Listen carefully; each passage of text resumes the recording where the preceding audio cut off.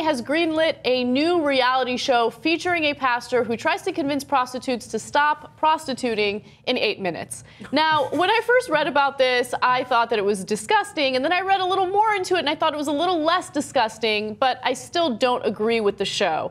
Now, let me give you guys the details. It's a series that features a former cop turned pastor by the name of Kevin Brown, and he is basically meeting these prostitutes in a hotel room.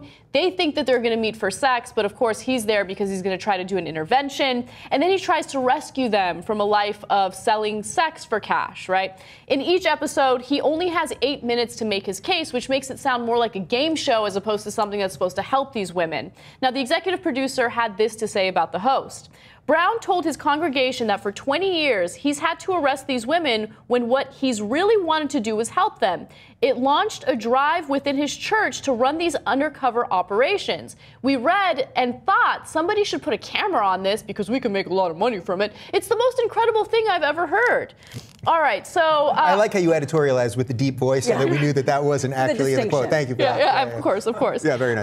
Now, I'll make my point, but I want to hear from you guys first. Gina, make your point. I don't know. I'm with you. I thought the concept is utterly ridiculous and super tacky and demoralizing. But then I'm like, well, wait a second. He's trying to do a good thing. And if you could throw some popularity and money behind it, you know, maybe you'll get more support than you would have if you were just going rogue and trying to do this by yourself. I appreciate that he's trying to change people's lives. It seems like it's being done in a way that, like, I don't know, there's a better way to do it. But in this day and age, if you don't have, you know, the support of a network, and if you don't have a ton of money behind it, nobody listens to you. So he's trying. I don't hate him for it. All right.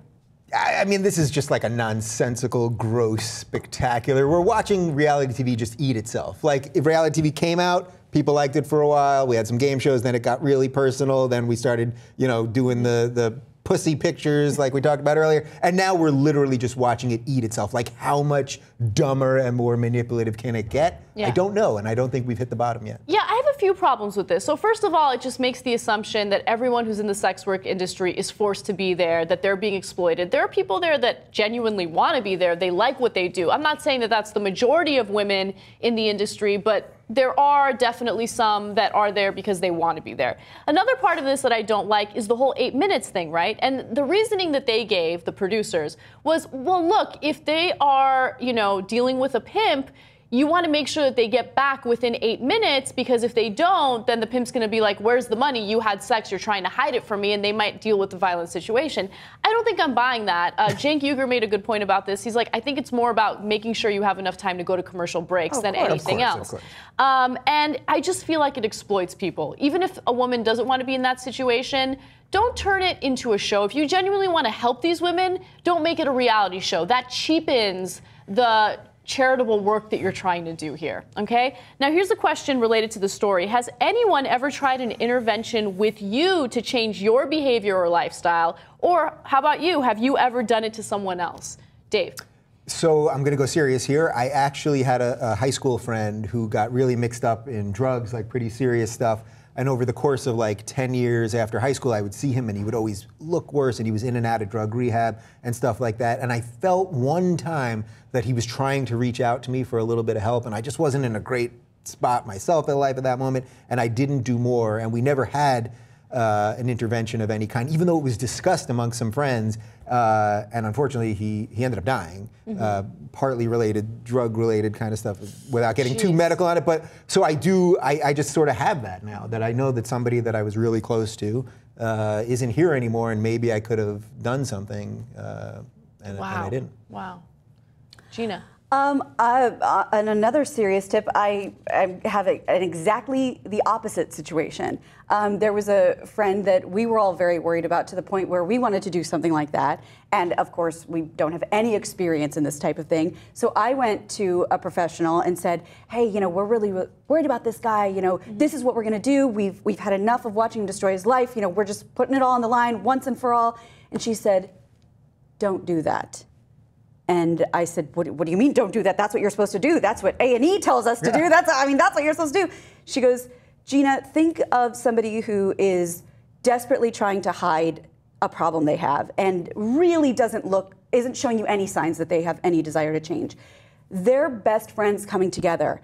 and calling them out in one big humiliating session is going to it has the potential to drive them so much farther away from you, so much farther down the rabbit hole, being so mortified, so humiliated, so betrayed by all of you.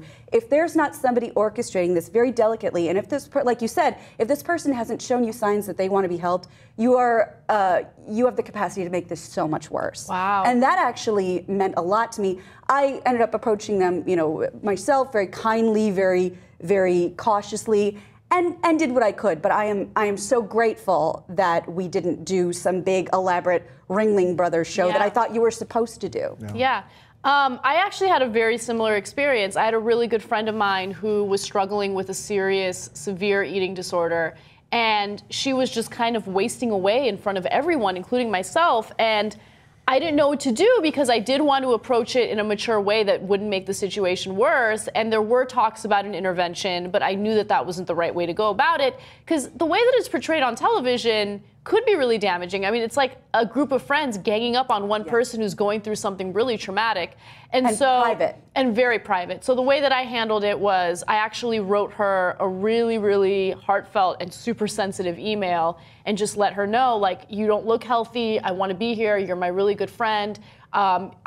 This is it. Like, I'm not going to pry into this, but if you want help, I'm here for you. And thankfully, right after that, she got therapy and everything worked out. So that's great. I mean, I'm lucky it worked out that way. I should have probably talked to a professional as well, but it sounded like it worked out. Yeah, it did.